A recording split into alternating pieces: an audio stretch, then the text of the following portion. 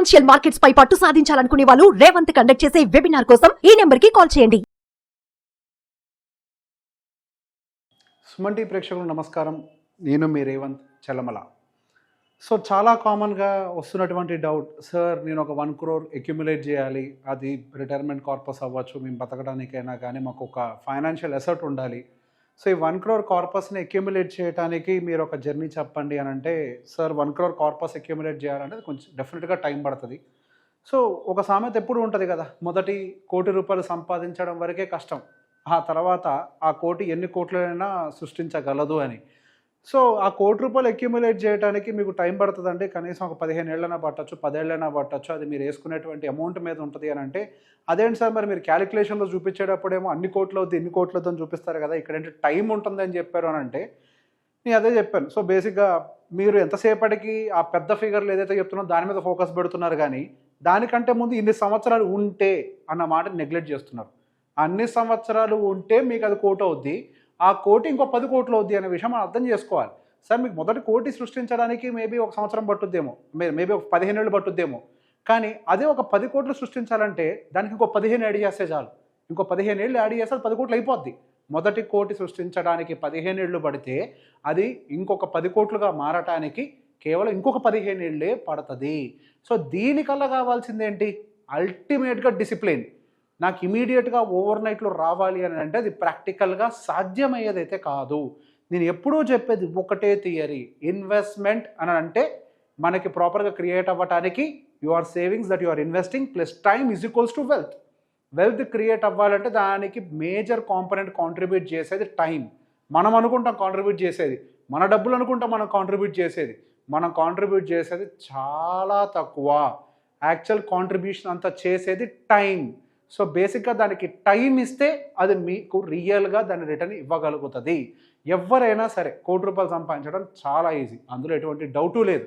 కానీ టైం ఇక్కడ ఎప్పుడు ప్రాబ్లం వస్తుంది అంటే, ఎక్స్పెక్టేషన్స్ మారినప్పుడు. ఆ ₹1 కోటి ఇంకో 5 ఏళ్ళలో సంపాదించాలి అంటే సాధ్యం కాదు. అదే మీరు ఆ ₹1 కోటి డిసిప్లిన్తో నిదానంగా అక్యుములేట్ చేయాలి అంటే మాత్రం డెఫినెట్గా అది 15 సంవత్సరాల్లో సాధ్యమవుతుంది. అది మొదటి కోటి. 30 సంవత్సరాల్లో అది 10 కోట్లుగా ఎలా మారుతుందో కూడా మీకు ఎక్స్ప్లెయిన్ చేస్తాను. సో బేసిక్గా దానికి సింపుల్ ఫార్ములా ఉంది, 15-15-15. అది అందరికీ తెలిసిందే.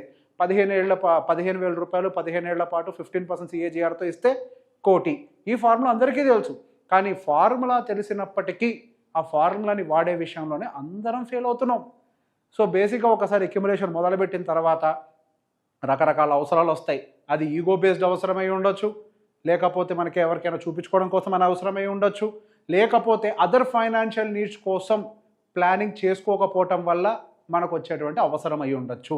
సో ₹1 కోటి జర్నీ అందరూ చేయగలిగినా ఎందుకు చేయలేరంటే ఆ ప్లానింగ్లో ఫెయిల్ అవుతారు.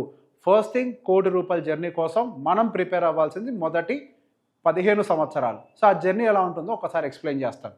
మొదటి ₹15,000 కనుక మీరు SIP మొదలు పెడితే, మ్యూచువల్ ఫండ్స్లో సిస్టమాటిక్ ఇన్వెస్ట్మెంట్ ప్లాన్ 15,000తో మొదలు పెడితే 15 years 15% CAGR తోటి మీకు 15 సంవత్సరాల్లో మీకు టోటల్గా క్రియేట్ అయ్యేటువంటి కార్పస్ దాదాపుగా ₹1 కోటి. దానికోసం మీరు ఇన్వెస్ట్ చేసింది ఎంత, కేవలం 27 లక్షలే. మీ 27 లక్షలు 15 సంవత్సరాల్లో మీకు 74 లక్షల గెయిన్స్ తోటి టోటల్గా మీకు అది ₹1 కోటిగా మారుతుంది. 15 ఏళ్ళ ₹1 కోటి. ఈ ఫిగర్స్ చిన్నగా అనిపిస్తుంది కదా, సరే దానికి ఒక 5 ఏళ్ళు యాడ్ చేసి 20 సంవత్సరాలతో చూద్దాం. ఇక్కడ మొత్తం సేమ్ ఉంటుందండి, కేవలం మనం స్పెండ్ చేసే టైంని పెంచాం. మన అమౌంట్ని మార్చలేదు, రిటర్న్స్ని మార్చలేదు. ఇందాక చెప్పాను కదా, ఇక్కడ అసలు ఆటంతా ఆడేది టైం. ఆ టైం ఎంతగా పెంచాం, జస్ట్ 5 ఏళ్లే పెంచాం. ఇంకో కోటి పెరగడానికి ఎంత టైం పడుతుందో చూడండి. సో బేసిక్ ఇంకొక 5 సంవత్సరాల్లోనే మీకు అది ₹2,27,00,000గా మారింది. సో మొదటి కోటి క్రియేట్ అవ్వడానికి మీకు 15 ఏళ్ళు పడితే, రెండో కోటి క్రియేట్ కావడానికి కేవలం 5 సంవత్సరాలు మాత్రమే పట్టింది. ఇది 20 years టైం ఫ్రేమ్. అదే కనుక మనం 25 years టైం ఫ్రేమ్లో చెక్ చేస్తే ఇంకో కోటి ఎంత టైం పడుతుందో చూడండి. సో బేసిక్ ఇక్కడ సేమ్ క్యాలిక్యులేషన్, ఇందులో ఏది మారలే. ఒకే ఒకటి మారింది ఏంటంటే పీరియడ్. ఆ 20 నుంచి 25గా మార్చాం. దానికి కానీ మనకు క్రియేట్ అయిన కార్పస్ దాదాపుగా ₹4,90,00,000, అంటే దాదాపుగా నియర్ టు 5 కోట్లు. అంటే మీ 5 సంవత్సరాల్లో ఎన్ని కోట్లు యాడ్ అయ్యాయి, 3 కోట్లు ఎక్స్ట్రా యాడ్ అయ్యాయి. ఇక్కడ మారిందేంటి, మనం ఇన్వెస్ట్ చేసే అమౌంటా లేకపోతే వచ్చే రిటర్నా, కేవలం టైం. ఈ టైం ఒకటి మారితేనే మనకు వచ్చే రిటర్న్ దాదాపుగా 4,92,00,000గా మారింది. సో బేసిక్ ఇక్కడ మాత్రం మనం ఎక్కువ ఇన్వెస్ట్ చేసామని అంటే, మొదటి 15 సంవత్సరాల్లో 27 లక్షలు, దానికి మనకు వచ్చింది 1 కోటి, ఇక్కడ మొత్తం కలిపి మనం ఇన్వెస్ట్ చేసేదేమో 45 లక్షలే. దానికి గాను మనకు వచ్చిన రిటర్న్ ఎంత అని అంటే దానిపైన దాదాపు 4.5 కోట్లు. ఇక్కడల్లా మారింది కేవలం టైం. ఇక్కడ మీకు ఏం కనిపిస్తుంది 5 కోట్లు. సో బేసిక్గా అదే గనక మనం దాన్ని కొంచెం పెంచి ఒక 5 సంవత్సరాలు, ఇందాక 25 కదా, మొత్తం సేమ్ ఫార్ములా, జస్ట్ చేంజ్ టైంని మార్చి ఇంకొక 5 సంవత్సరాలు ఎక్స్టెండ్ చేస్తే 30 సంవత్సరాలకు గాను మనం అనుకున్న ఈ 10 కోట్ల కార్పస్ అనేది క్రియేట్ అవుతుంది. దీనికి గాను మనం ఇన్వెస్ట్ చేసింది ఎంత? కేవలం 54 లక్షలు. ఈ 10 కోట్లలో మన పెట్టుబడి ఎంత? కేవలం 5%. ఆ 54 లక్షలు ఏమన్నా మనం ఒక్కసారి భూమి కొన్నట్టుగా ఒక్కసారి ఎవరికైనా ఇస్తున్నామా? 30 సంవత్సరాల పాటు ఏదో ఈఎంఐ పే చేస్తున్నట్టుగా కొద్దిగా చేస్తే మనకు వచ్చేది దాదాపుగా ఈ 10 కోట్ల రూపాయలు. సో బేసిక్ ఇక్కడ ఇంకొక గ్రాఫ్ని చూపించే ప్రయత్నం చేస్తా.